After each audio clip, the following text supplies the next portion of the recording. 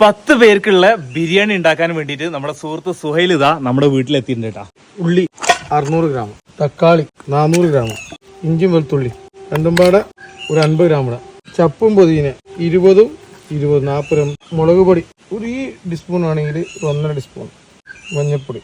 ഈ മുളമ്പൊടി ചിലവരെ ബിരിയാണിയിൽ ഇടൂലെന്ന് പറഞ്ഞു. എന്താ ഇടാത്ത കാരണം വെച്ചാൽ നമ്മൾ ഇട്ടില്ലെങ്കിൽ ഓവർ മഞ്ഞായിട്ട് പോകും. ഇതൊരു ഗോൾഡ് കളറായിട്ടൊക്കെ നമ്മൾ വരില്ല. ഇനി പച്ചമുളക് 200 ഗ്രാം എടുക്കാം. 150 ഗ്രാം ആദ്യം ഇട്ട് നോക്കാം. എരിവിനനുസരിച്ച് ഇട്ട് നോക്കട്ടാ. 1/2 ലിറ്ററിന്റെ തൈര് എടുത്താണ്. അപ്പൊ അതിന് പകുതി ഒഴിച്ചു കൊടുത്തിട്ടുണ്ട്. ഇത് ബിരിയാണി മസാല. ഇത് സമദിന്റെ സ്പെഷ്യൽ മസാല ഇട്ടാ 2 സ്പൂൺ ഇട്ടാ. ടീസ്പൂൺ അല്ല, സ്പൂൺ ഇട്ടാ. ടേബിൾ സ്പൂൺ ഇട്ടാ 2 എണ്ണം. അത് മാത്രം ഇട്ടാ. വേറെ ഒന്നും ഉദ്ദേശിക്കണ്ട മക്കളെ. പൊള്ളി സാധനമാണ്. സമത് പുതിയ ബ്രാൻഡ് ഇറക്കിയാണ്. പിന്നെ ഇതാ ഉപ്പ് ആവശ്യത്തിന്, ചെറുനാരങ്ങ നീര്. മസാല മിക്സ് ചെയ്തതിന് ശേഷം കറിവേപ്പിലിട്ട് കുറച്ച് സൺഫ്ലവർ ഓയിൽ. ഇനി ഒന്നും പാടെ മിക്സ് ആക്കണ്ട. 2 കിലോ ലഗോണ്. ഇതൊക്കെ മസാല കൂട്ടി റെഡി ആയിട്ടാണ്. നമ്മൾ റൈസിലുള്ള പരിപാടി നോക്കട്ടെ. അതൊക്കെ റെസ്റ്റ് എടുക്കട്ടെ. 1/2 മണിക്കൂർ 3/4 മണിക്കൂർ അടുത്ത് പോകാം. അപ്പോൾ ആ മസാല ഒന്ന് പൊടിക്കും. 1 കിലോ ബിരിയാണിയിലേക്ക് 1.5 ടേബിൾ സ്പൂൺ ബിരിയാണി മസാല ചേർത്ത് കൊടുക്കുക.